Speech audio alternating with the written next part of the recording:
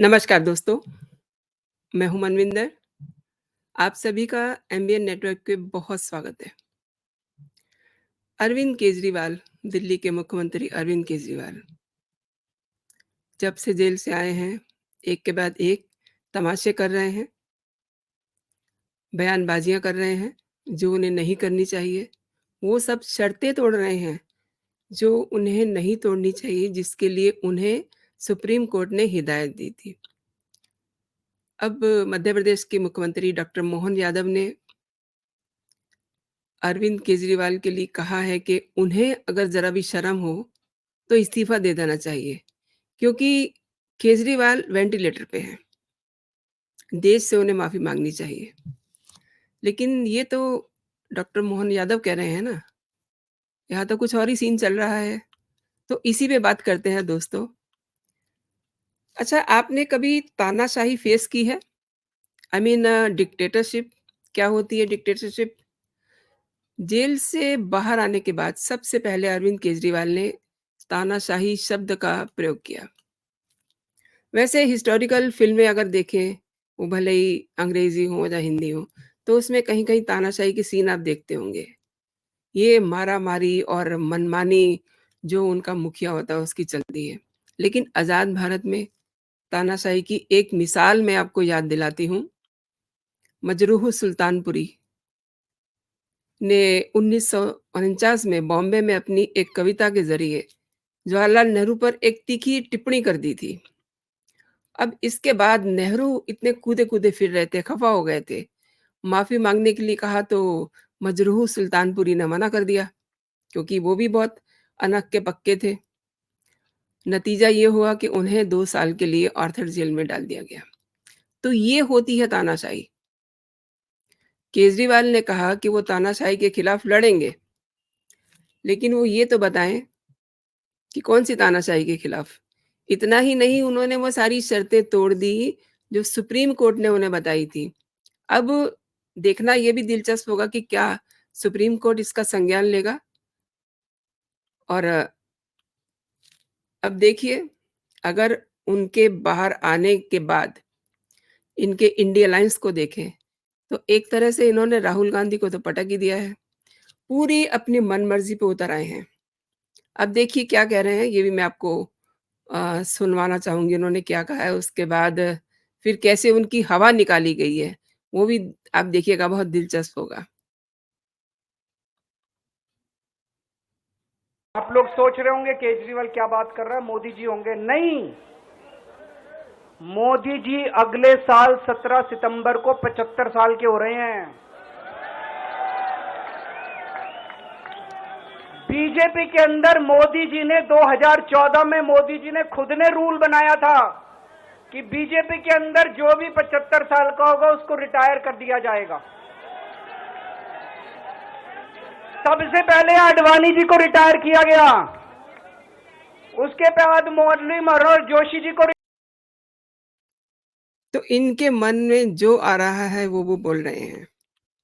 यानी कि शराब घोटाले में अंतरिम ज़मानत पर जेल से बाहर आए हुए दिल्ली के मुख्यमंत्री अरविंद केजरीवाल अब माइंड गेम खेल रहे हैं।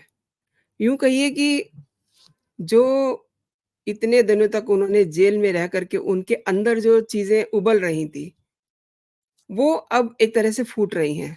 उसका जो गुब्बारा है, वो एकदम भरा हुआ था और जेल से जब वो बाहर निकलते हैं, तो उन्होंने एक प्रेस कॉन्फ्रेंस की और कहा कि भाजपा की सरकार बनते ही उत्तर प्रदेश के मुख्यमंत्री योगी आदित्यनाथ को हटा दिया जाएगा और फिर पीएम अपनी कुर्सी अमित शाह को दे देंगे।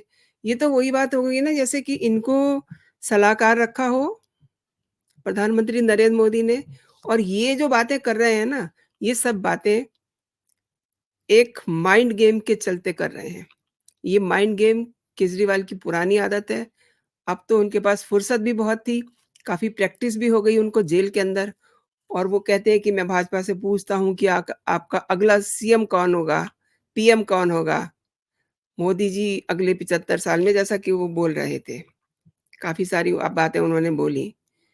अब इतना ही नहीं, जब उनका मतलब अंदर का जो गुब्बार था, वो उन्हें निकालना था। तो वो कहते हैं कि उत्तर प्रदेश के मुख्यमंत्री योगी आदित्यनाथ को लेकर के जैसे ही सरकार बनेगी, उनकी सरकार गिरा दी जाएगी, मोदी उनकी सरकार को निपटा देंगे। लेकिन सवाल ये है कि वो इस तरीके की बातें क्यों कर रहे हैं?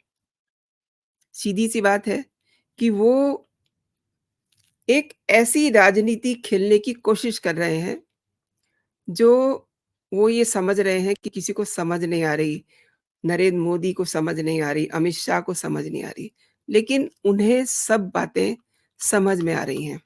इसीलिए गृह मंत्री अमित शाह ने भी उनका बड़ा करारा जवाब दिया और जो उन्होंने एक बैलून फुला दिया था ना, गुब्बारा फुला दिया था, मतलब वो पूरा झूठ का गुब्बारा जिसकी हवा बहुत कायदे से अमित शाह ने निकाली। आप उनको भी सुनिए कि वो क्या कह रहे हैं।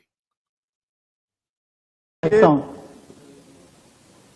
मैं अरविंद केजरीवाल एंड कंपनी और पूरे इंडिया अलायंस को कहना चाहता हूं, मोदी जी 75 साल के हो जाए, इससे आपको आनंदित होने की जरूरत नहीं है। ये भारतीय जनता पार्टी के संविधान में कहीं नहीं लिखा है। मोदी जी ही ये टर्म पूरी करेंगे और मोदी जी ही आगे देश का नेतृत्व करते रहेंगे। इसमें भारतीय जनता पार्टी में कोई कंफ्यूजन नहीं है। ये कंफ्यूजन खड़ा करना चाहिए। अमित शाह जी, तो जैसा कि आम आदमी पार्टी की आदत ही है शुरू से, किसी भी बात में पूरी तरह से आप कन्फ्यूज़ कर दीजिए। लेकिन ये भारतीय जनता पार्टी है, यहाँ पर अमित शाह और नरेंद्र मोदी डिसीज़न लेते हैं। यहाँ कोई कन्फ्यूज़न नहीं है, बिल्कुल विज़न एकदम क्लियर है। इसी को लेकर के तो अब अमित शाह ने ये कहा है कि नरेंद्र मोदी अपना टर्म पूरा करेंगे और देश का नेतृत्व करते रहेंगे। अमित शाह ने कहा कि इसको लेकर के भाजपा में कोई दुविधा वाली स्थिति नहीं है। बिल्कुल सीधे शब्दों में उन्होंने कहा कि आपने सुना उनका वीडियो कि मैं केजरीवाल एंड कंपनी और इंडी गठबंधन से ये कहना चाहता हूँ कि मोदी 75 साल के हो जाएँगे, इससे उन्हें आनंदित होने की ज़रूरत नहीं है। ये भारतीय जनता पार्टी के संविधान में कहीं नहीं लिखा हुआ है। मोदी जी ही टर्म पूरी करेंगे और मोदी जी ही आगे देश को नेतृत्व देंगे, जैसा भी कर रहे हैं। इसमें पार्टी में इसको लेकर के कोई कन्फ्यूज़न नहीं है। अच्छा, जेपी नड्डा ने भी अपने सोशल हैंडल पे लिखा कि भारतीय जनता पार्टी के संविधान में कहीं भी उम्र को लेकर के ऐसी कोई व्यवस्था नहीं है। जनता जानती है कि मोदी जी का कण-कण और क्षण-क्षण भारत माता की सेवा के लिए समर्पित है। मोदी जी के नेतृत्व में विकसित भारत की परिकल्पना साकार हो रही है और अपने अगले 5 वर्षों के कार्यकाल में मोदी जी देश को नए शिखर पे लेके जाएँगे। लेकिन सवाल ये है ना कि ये सब बातें केजरीवाल को कैसे समझ आएँगी? वो सिर्फ़ और सिर्फ़ इस तरीके की बातें करके माइंड गेम खेल रहे हैं, प्लस वो असली बात से लोगों का ध्यान हटाना चाहते हैं। दिन में वो चुनाव प्रचार नहीं करेंगे, दुष्प्रचार करेंगे और रात में वो जो अपने शराब घोटाले के सबूत हैं, उनको मिटाएँगे। वो इसीलिए जेल से बाहर आने के लिए कहना चाहिए कि फड़फड़ा रहे थे। अब उनके पास 19 दिन है, तो 19 दिन का मतलब ये है कि वो 19 कहानियाँ लेकर के आएँगे हर दिन। लेकिन इन्हें ये नहीं पता कि ये किनसे बात कर रहे हैं। ये आम आदमी पार्टी नहीं है, ये इंडिया अलायंस के घटक दल नहीं है, जो ज़रा-सी बात अगर सुन लेंगे, तो भड़क जाएँगे, ऐसा कुछ भी नहीं है। ये मैं इसलिए नहीं कह रही हूँ कि किसी से मुझे कुछ मिल रहा है या कोई मुझे बहुत ज़्यादा प्रिय है। अब आप ये देखिए, इन्होंने क्या बोला है, ये कॉपी कर रहे हैं प्रधानमंत्री नरेंद्र मोदी को। इन्होंने निकलते ही कहा कि मैं 24 घंटों में से 36 घंटे काम करूँगा। तो भाई ये कौन-सा हिसाब है? आप हमें भी बताइए कि 24 घंटे हैं तो आप 36 घंटे कैसे काम कर लेंगे? ये नरेंद्र मोदी की कॉपी कर रहे हैं। इन्होंने बहुत दिन प्रैक्टिस करी, जेल में रह कर के कि नरेंद्र मोदी कैसे बोलते हैं और जिन दिनों ये जेल में रहे, उन दिनों चुनाव प्रचार और रैलियाँ सब इन्होंने सुनी होंगी क्योंकि वहाँ पे टीवी की सुविधा रहती है कैदियों के लिए। भले ही इन्होंने बहुत शोर मचाया कि इनको मार डाला, इनको इंसुलिन नहीं दी, ब्ला-ब्ला। लेकिन इनका पूरा फ़ोकस था कि अगर इनको मौका मिल गया तो ये क्या-क्या करेंगे। और इन्हें कहीं न कहीं ये पता होगा कि इनकी लीगल टीम इनके लिए पैरोल का बंदोबस्त कर देगी। अब ये जो चुनाव प्रचार की बात है ना, तो ये चुनाव प्रचार नहीं है, दुष्प्रचार कर रहे हैं।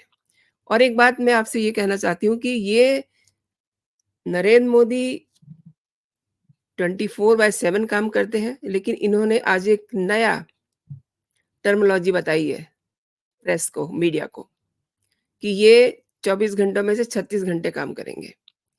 तो ये बताएँ ना कि कैसे करेंगे, और इनसे किसी ने सवाल भी नहीं करा, जो वहाँ मीडिया बैठा हुआ था।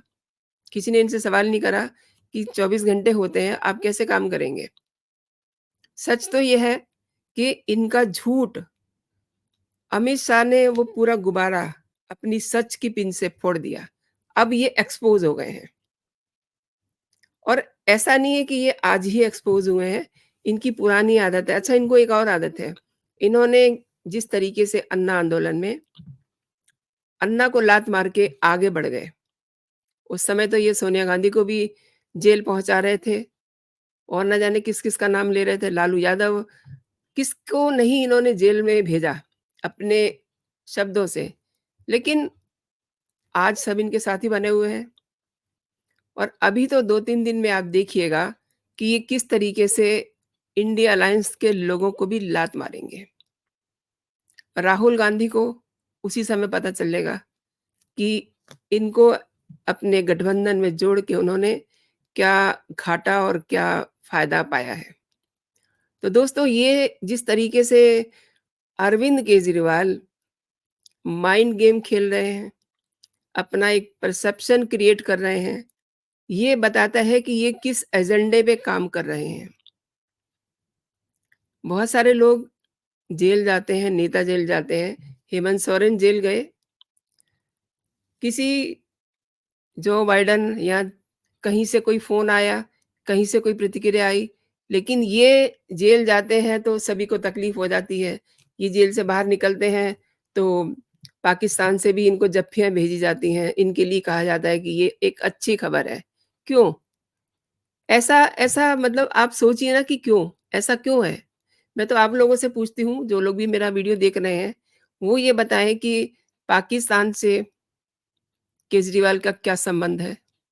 क्यों इनको ट्वीट करके वहाँ के पूर्व मंत्री फवाद चौधरी ने ये कहा कि बहुत अच्छी खबर है?